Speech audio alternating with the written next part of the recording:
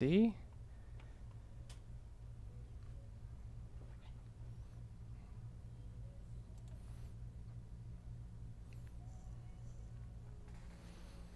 It shows we're live, but it looks like it's just a black screen right now. Nope, there we go. Okay, we're officially live. Hey everybody, it's been a while since we've done a board repair live stream. And I tried doing one probably a month or two ago, but my computer couldn't handle it and just ended up crashing and went down, and I finally got some time to fix up my streaming rig. So now we're back in business and we can continue with a board repair. So today I thought I'd start with one of the easier ones. It's a little bit older one now, but it's an A1502. This was a MacBook Pro that was made between 2013 to 2015. And judging by the trackpad placement, this is either a 2013 or 14 model, which are basically the exact same computer. And from what I've been told, this one is a no power diagnostic. I actually haven't inspected it for myself, so we're just gonna kind of learn together. So here's the board right here, and I've already gone ahead and turned on, you can see right here, my power supply. So let's hook it up to our MagSafe 2 and see what we get. See if we get any power at all. Let's see. There we go. Just had to turn on the software. So we have a light on our charger, which if you've watched other streams, we know that that indicates that the charger is communicating to our SMC, the system management chip. However, we're getting barely any amperage, 0.06. So I have a couple ideas of what that is off the top of my head. Let's just double check again just to make sure it's not a loose connection. Yep, 0.06. So there's a few things that will cause a computer to not pull that much amperage. But one of the first things I like to do whenever working on any board repair is check and see if the CPU has been shorted. So let's go ahead and disconnect our power, and I'll show you exactly how we do that. So I also have my multimeter software from our One Eye connected. And really what we want to look for is going to be our CPU coils. It's these giant coils right here that are right next to the processor. So what we're going to do is we're going to take our multimeter here, we're going to put it into resistance, which is the omega symbol for ohms. I'm going to take the black probe, we're going to place it on ground. Also want to make sure power is disconnected.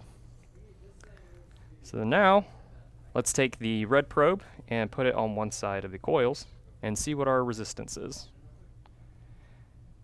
So we're getting 140 ohms, which is kind of high for a CPU coil. Let me get another reading. Nope, that's actually pretty high. So normally CPUs are going to pull something. This might not even be the right CPU coil, honestly. I haven't even pulled up the schematic. Let's look at this coil up here at the top. No, we are consistently getting around 130. So we're just kind of learning about this board as we go about it. Let's go ahead and pull up our on-screen. 1 second, let's make sure we got nothing there. No customer information. That way no one can get doxxed. All right.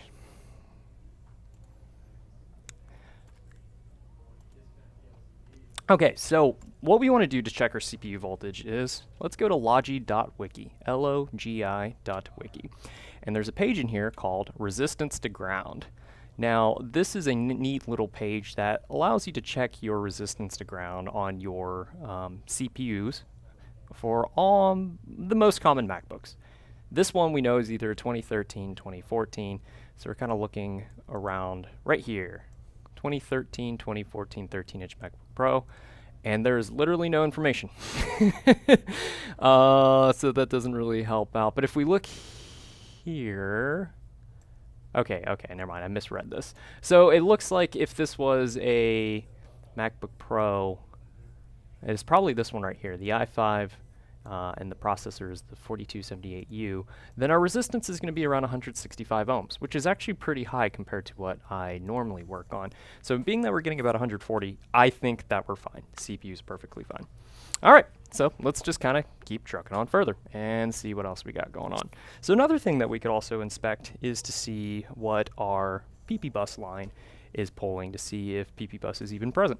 Now, for those that don't remember what PP bus is, that's going to be our main power line that kind of powers on the rest of the computer and breaks down to smaller voltages from there. So where is PP bus? Let's go ahead and get our schematics ready. So one of the first things we want to do is check and see what board this one is, board number. So this one here is an 820-3476.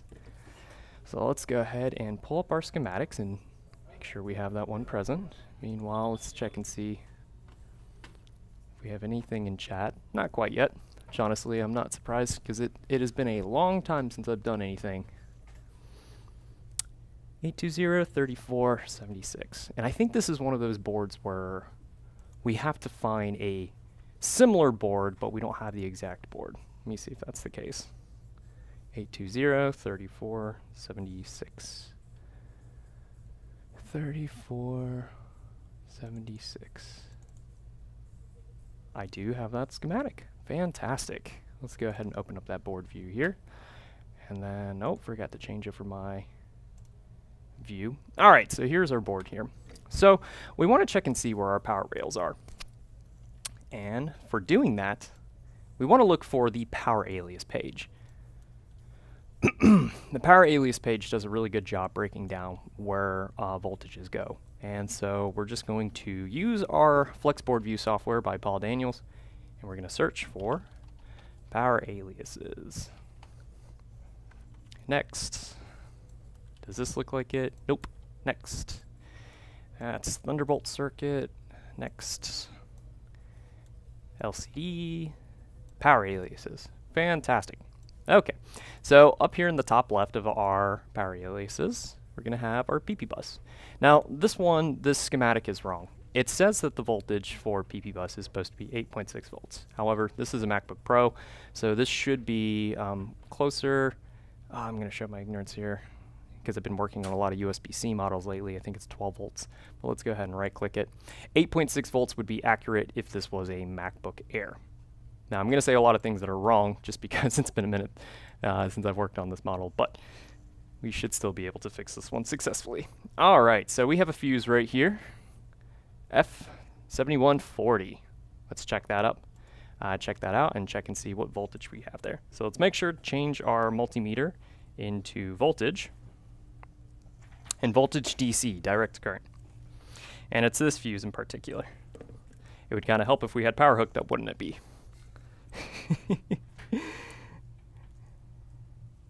All right.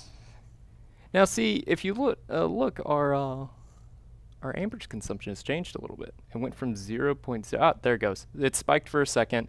It was around 0.2 and it dropped to 0.6. So something is trying to turn on, then it turns off. Let's figure out exactly where that's at. So 12.6. That seems right for this model. So PP bus is present. So what's another important line that we want to look for when working on MacBooks? That's going to be our PP3V42. That should actually be the next line on our schematic too. So we don't want to measure really any of this right now because this is all other PP bus high side other 5 volt, PPDC in, which is going to be sending 18 volts. We know that PPDC in is working because it's making its way all the way to PP bus. So, and yeah, it says 18.5. Here we are, PP3V42G3 hot, which goes to many different places on this device. And since we're in this general area, let's go ahead and just kind of look at this test point. Actually, let me make sure I'm in the right area. Yes, okay. I see where we're looking at, so let's go back to our overhead camera. That's going to be a connection right here. But just so you guys can see, I'm going to just change over to our microscope camera. And that is going to be this right here.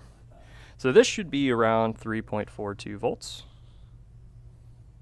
And 3.43, which seems accurate enough for me.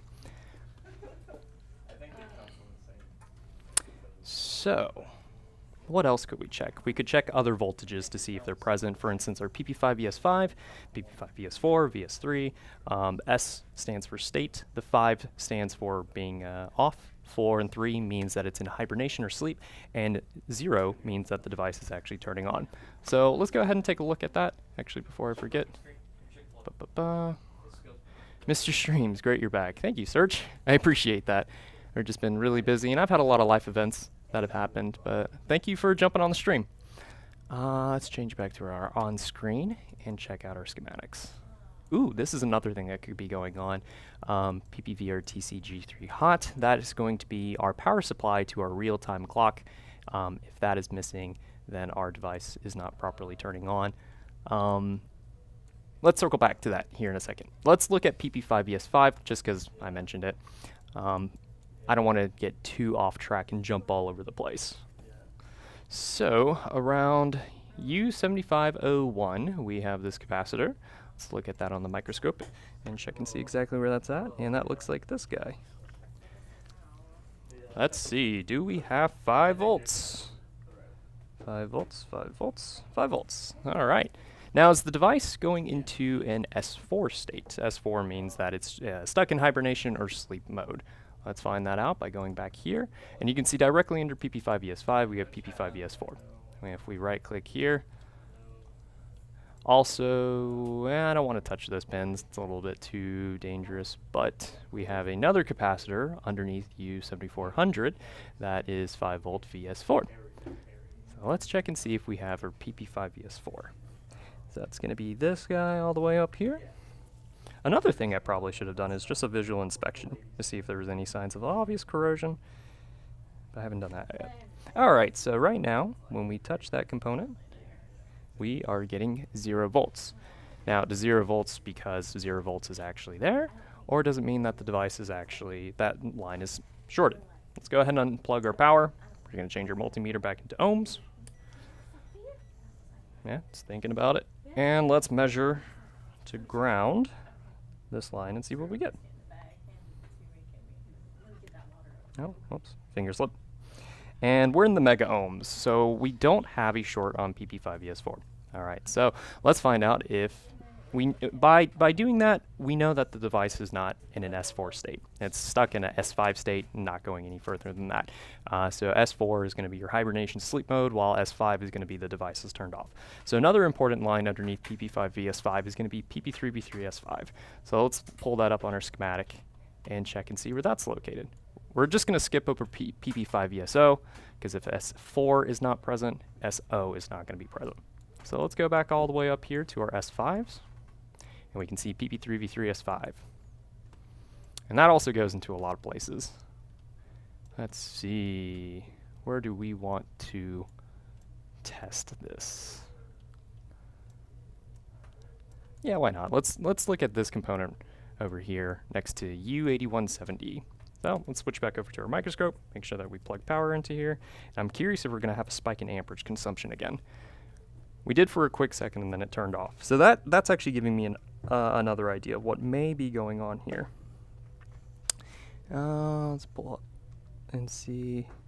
Oh, okay. So where we would have a U8170, it's completely omitted. It's a no stuff. So there's not actually anything there.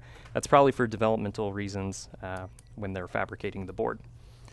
But that's fine. We should still have some sort of power coming over here. So let's see. Do we have 3.3 volts? We do. So PP3V3S5 is present.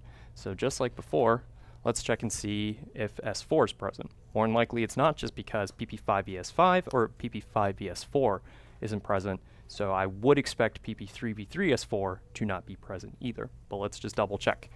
So let's go back to our schematic here.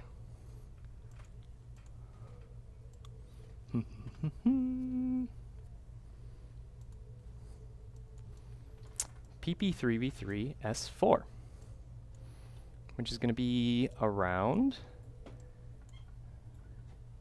a shunt resistor that may or may not actually be there, R8000. So let's go look at R8000, which is not there. It's fine. We should still, if this is a line, even though it's connected to PP3V3S4 and there's nothing there, we should still be getting 3.3 volts if this device was actually being told to turn on. And we pretty much have nothing. 2 millivolts is basically nothing. That's like static, essentially, so that's not actually power from the board. So let's find out if PP3V3 or PP3V3S4 is shorted. So we're going to take our multimeter, book it back into resistance, the ohms, and measure to ground. And we're still in the kilo ohms.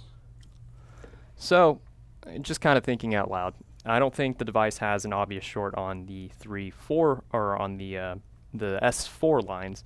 So there's some other things that we could do. Let's check and see if I have an idea, but I don't want to say it out loud yet. But let's go ahead and look at our clock, because I mentioned that, the real-time clock.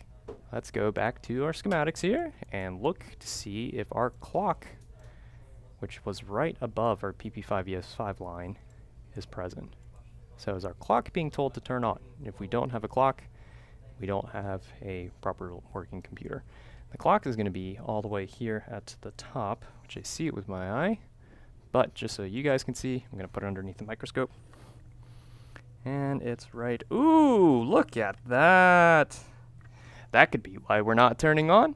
Corrosion, specifically connected to our PP3V3, or I'm sorry, our PPVRTC-G3 hot. Is there any power there? Let's change our multimeter back into voltage and measure. Do we have power?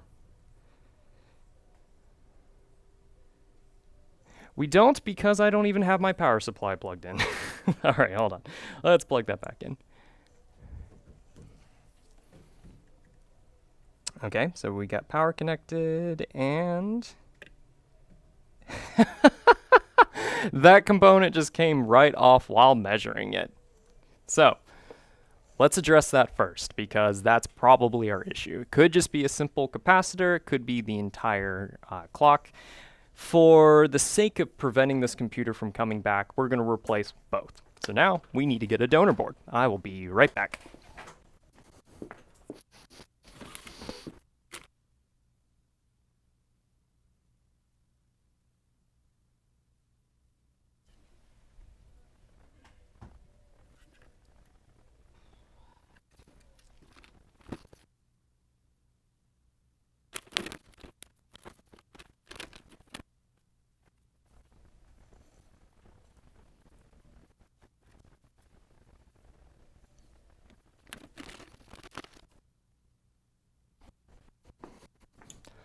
Okay, so I have two donor boards here, one that's missing the clock but has the capacitor, and the other one that has the capacitor but is missing the clock. So we're just going to take from both.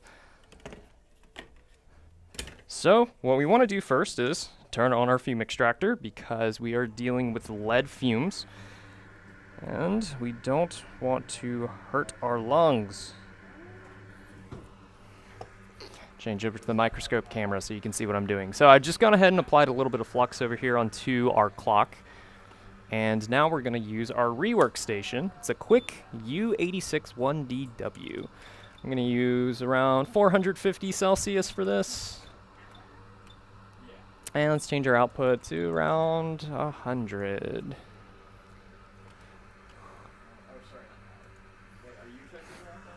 And let's get started.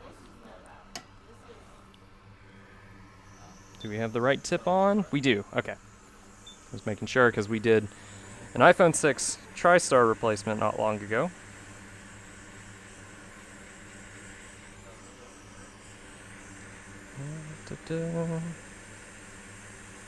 Yeah, I've been wanting to do more and more board repairs lately, board streams.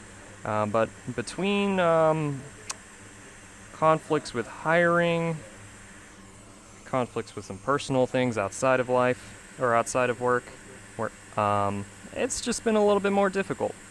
Fortunately, I have a pretty solid team with me now, and we're fairly caught up for the most part. Should be able to do more and more board repairs live streamed.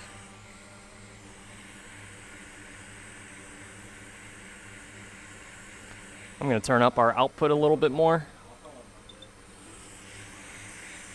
There we go. And you may have saw I just went ahead and removed the capacitor, and underneath the capacitor seem to be some pretty rusty pads. Now we're going to clean up this area by using some wick. Put wick on a tweezer and turn on our soldering station. And we're just going to touch up these pads here. Wait for a beep, that way we know we're at temperature. Thinking about it. Thinking about it. It's almost there. There we go. We got a beep, so we are good to go.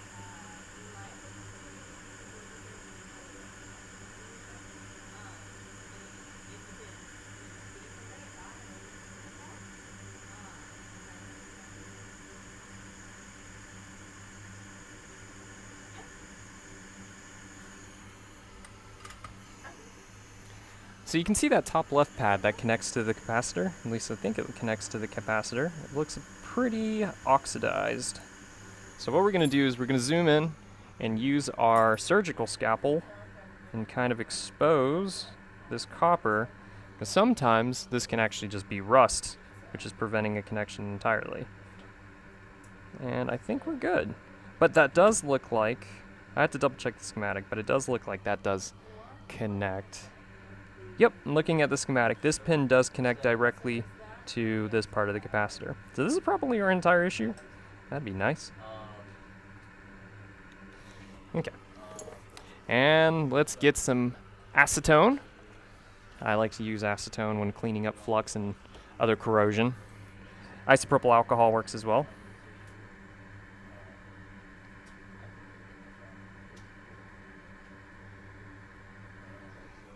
Okay, so that looks a little bit better, but I want to kind of scratch around the pad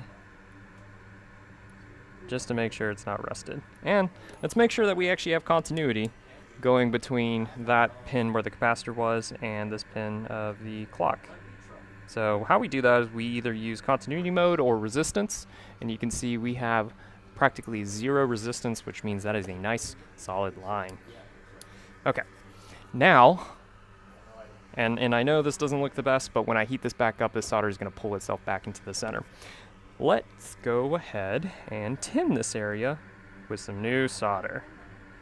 So, for that, what I want to do, I'm going to use my rework station and heat up the general area here. And then once this area of the board is nice and warm, I'm then going to take my soldering iron and some solder and go over the pads. We'll make it look all pretty, but it might get a little ugly here in a second. Okay, I'd say that area is nice and warmed up.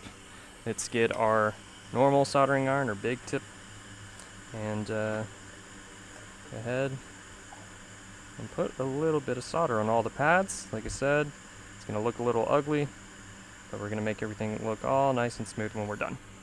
And just because I have some gunk on there, I do want to clean it up one more time. Don't want to get any gunk wedged between our replacement chip and the new pads. And I put a big glob of solder there, but we're going to push a chip down, and the solder on the ground pad is just going to kind of spew out, and we'll clean it up. Okay, so we got some new flux. Now let's go to a donor board. I think it'd be easier to start. Let's start with actually replacing the entire chip, and then we'll replace the capacitor afterwards. And you can see this one, we actually have already taken the capacitor to do the exact same repair for another client.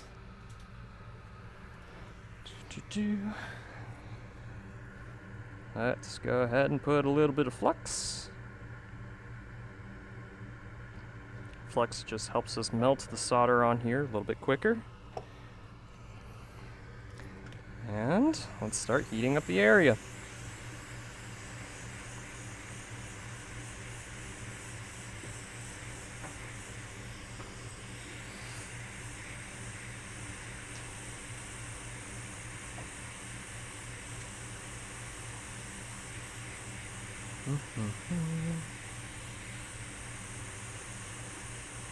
Come on, Mr. Chip, Mr. Clock. You want to leave your home. Perfect. Alright. So we got our replacement clock. And let's just go ahead and bring over our patient board. And we're just going to lay it right on top where we had this area prepped. Now what I'm going to do, just so the chip doesn't blow away, I'm going to hold the chip as I heat up with the rework station until it can actually get melted onto the solder before I pull away. That way surface tension can kind of take over from there. And I think I just saw it move a little bit. So I'm going to let go with my tweezers. Let's check and see if the entire chip does a little dance. Yep, it's doing it right there. The surface tension of the pads is just pulling it together. Alright, and you can see it all just kind of went into place. Now we have that big glob of solder in the center. So what we're going to do is we're going to push down, and we should see some big solder balls just like that come out of the side. It looks like just one solder ball, actually. And let's let it cool down. And so, how are we going to clean this up? One of my favorite tools is our micro pencil. So let's go ahead and turn that part on our soldering station. And it looks like it's already preheated, so I don't have to worry about waiting for it to turn on. So it's just very tiny iron, and I'm just gonna touch that up, and you can see the sheer heat of the iron just kind of pulled the solder up off the board. My hands are a little shaky right now. Alright, that looks all nice. Now let's focus on the top left where that capacitor used to be. So let's get our second donor board. And you can see we've taken the clock off of this donor board to use for a different repair, but we kept the capacitor. Let's try to get that in focus. Now, capacitor should take no time, and some people would argue you could just pull this up with a hot tweezers, and you absolutely could. But instead of having to pull out my hot tweezers, I'm just going to use the rework station and normal tweezers. And here any second, this should come right up. I'm still looking for a better camera to get for doing these type of repairs. If you guys have any suggestions for what type of microscope camera to get, definitely let me know, put it in the comments, and I will check and see if it's something that we can get. Alright, like last time, I'm going to kind of hold this in place with our tweezers until these pads begin to melt, and this solder should melt at a lower temperature because we're using leaded solder, which melts at a lower temperature than the unleaded solder. And then now, to make it look nice and pretty, I'm just going to heat this up, and we should see the capacitor kind of move into place. There it goes. And it's trying to move up there. My hands are too shaky for that, and there we go. Why not? Let's just go ahead and heat up the entire IC too, just to make sure all the connections are properly soldered. There we go. Don't want to keep heat on too long because we don't want to damage this crystal. Fortunately, knock on wood, I've never damaged one of these crystals before, but there's a first for everything. Alright, so now that we have that taken care of, before we immediately turn on the board, we're going to rapid cool it. And it's a funny joke, but it actually works, where you take the board and you literally just put it onto your fume extractor. And the sheer air going into the fume extractor is actually cooling down the board a lot quicker than if it just kind of sat there. So meanwhile, while that's happening, let's kind of just take a look here and see if anyone else has joined our stream, or see if I'm just talking to an abyss of nothingness. And as suspected, no one else has commented, so we're fine. Real popular. Alright. Let's go back over here to our overhead cam. And just kind of touching the board. It is a nice, cool touch, to the touch temperature. Let's go ahead and plug in our MagSafe and see if we get any change at all after replacing that capacitor and our clock. And haha, you see that? That ominous number that popped up for a second? We're getting almost a full amp. So I would say this is booting amperage. That may be a successful board repair. Now, I'm going to give this a quick once over because there was oxidation on there, so there could still be other corroded parts. Before I deem this one a completed repair, let's just visually inspect for any other signs of corrosion. Some would argue that that is actually the first thing you should do before you start measuring power rails, so I did this backwards. Alright. So, most of our corrosion was over here around our clock. So let's check and see if there's any other signs of corrosion. That schmutz that we have there is going to be just flux from everything that we just did. And this side of the board, like the top area right here, normally gets oxidation because the computer, as it's cooling itself down, the fan is sucking in cool air as well as blowing hot air. And if you're in a humid environment, like, I don't know, all of South Carolina, then your device is prone to just condensation buildup. And I think that's what happened here. This doesn't look like liquid damage that was spilled onto the board. This looks like this person may have just been in a humid area. Let's look on the other side of the board where a JTAG connector would be. Everything looks alright so far. And you can see very faintly there, we have a little bit of oxidation on our keyboard connector, but it doesn't look like it's enough to bridge anything. So honestly, we should be able to just kind of clean that up without actually having to solder anything. And around this part of the board looks perfectly fine. So, did we actually fix the board, or are we just getting a false amperage? Let's find out. I have the top case right here. We're going to plug it in and see if we get... I'm not going to worry so much about the fan spin because we're getting amperage, so I feel confident we're going to have a fan spin. But I want to see if we actually get an Apple logo, something on the display. Let's just focus on putting this guy back into the top case. Never been so insulted. I'm so sorry. Not trying to insult anyone. Coworker says seems only one person is watching. No, we got 3 current viewers, unless you're one of them. Okay, we got 2 views. You know, the algorithm doesn't like if you disappear for 9 months. Yeah, I know. Yeah. For shame. But you know, it's good content. Make sure to like, subscribe, and smash that bell. I'm just kidding. Don't. You don't have to do any of that. Refer people to us. Don't worry about subscribing to us. Okay. I'm gonna just put 1 screw right there into the MagSafe board. Let's see, where did my T5 run off to? Where's my entire screw set, actually?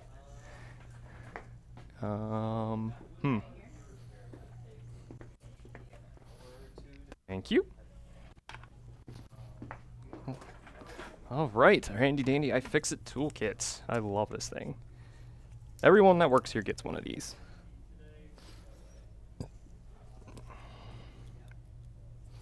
All right. Reason I'm putting this in place is that way it's not just kind of flopping around when I plug my charger into it. And let's plug our trackpad, just so that we don't have any weird thermal throttling from the trackpad's thermal sensor not communicating to the rest of the board or the SMC. Let's get the keyboard. Get the keyboard, that's the word I was looking for. And then let's also get 1 screw to just hold the logic board in place. I'm not too concerned about anything on the left because we don't need that to verify that the computer is going to turn on.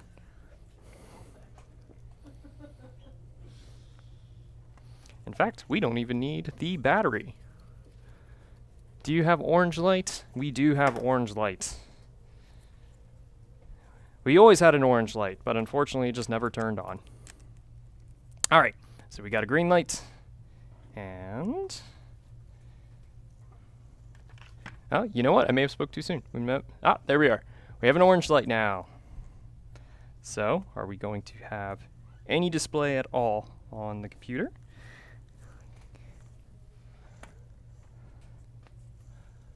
It would help if I had my charger plugged in correctly. So now we're pulling 0.9 amps. So that should be enough to where we should have at least a working backlight.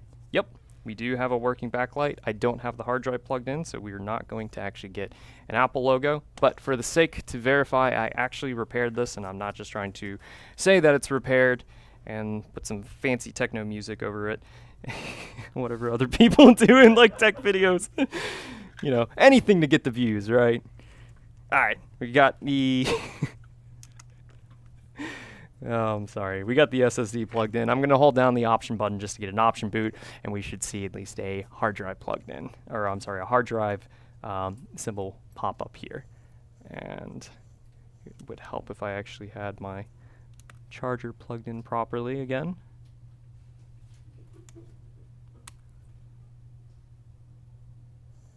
Okay. You can see we're pulling the right amperage up there. Holding down option. I can hear you back there. All right, haha. We have a hard drive, and if I click enter, now we have an Apple logo. So that is a successfully repaired logic board. So what did we learn from here? We were pulling 0.06, and now normally that is referred to as missing PM sleep S4L. That is what makes the computer get out of its S5 state down into an S4 state. Now when we're missing PM sleep S4L, it's going to be because there are a couple components that aren't communicating. You have our processor, the brain, the system management controller, SMC, our clock. Clock is pretty important because it can't communicate data or power lines properly if that's not working. And then I think our ALSYS power good signal as well. But in this case, our computer was stuck in a 5 volt or an S5 state. An S5 state, and never went into an S4 state, which could never go into an SO state. And the reason it was stuck in our S5 state was because the clock wasn't properly communicating. Now, if we look at our schematic and we check and see exactly what that line was, this capacitor, C1910, is going to connect PPVRTC-G3 hot. This is a 3.3 volt line. This is basically what powers U1900. And just to confirm, if we go ahead and we go to our schematic here, we can see that pin 1, which is what this is, actually, I was wrong. This is what goes out of U1900, not in. So V out, voltage out. This generates PPVRTC-G3 hot, which is a 3.3 volt line. Now, this was not being generated, probably because there was either an issue with this chip due to the corrosion, or because this capacitor, we tried to measure it, just kind of disappeared off the board.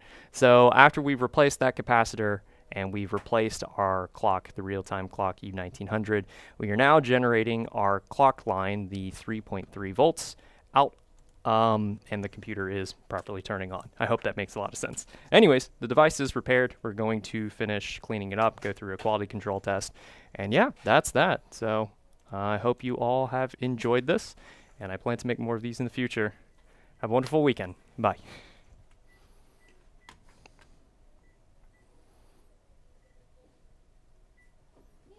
That was a quick little one. You just got, look, you literally just hit your top amount of viewers just now and you quit it.